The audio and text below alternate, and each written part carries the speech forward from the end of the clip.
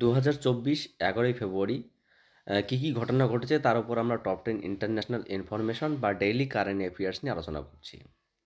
যেমন sportstar ACES automation of central excise and service tax awards 2024 অনুষ্ঠানে sportsman of the year সম্মান পেলেন মোহাম্মদ শামি।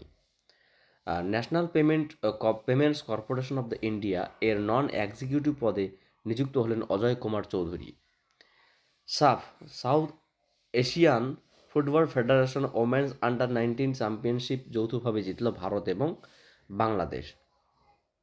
আন্তর্জাতিক ওয়ানডে ক্রিকেটে ডবল সেঞ্চুরি করা প্রথম শ্রীলঙ্কার ক্রিকেটার হলেন প্রথম নিশঙ্ক।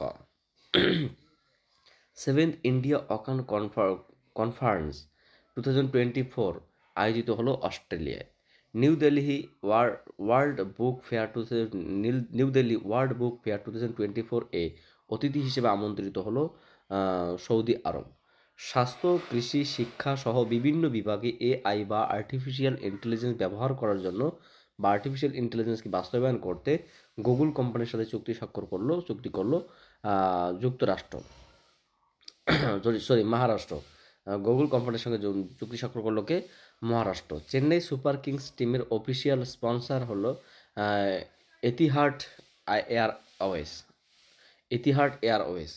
নয়ডাতে 242 ফুট উঁচু একটি আদিযোগী শিবের স্ট্যাচু তৈরি করলো ঈশা ফাউন্ডেশন এবং অর্থ মন্ত্রকের প্রধান উপদেষ্টা হিসাবে নিযুক্ত হলেন Pawan Kumar. So thank you for watching my video and wait for my next class.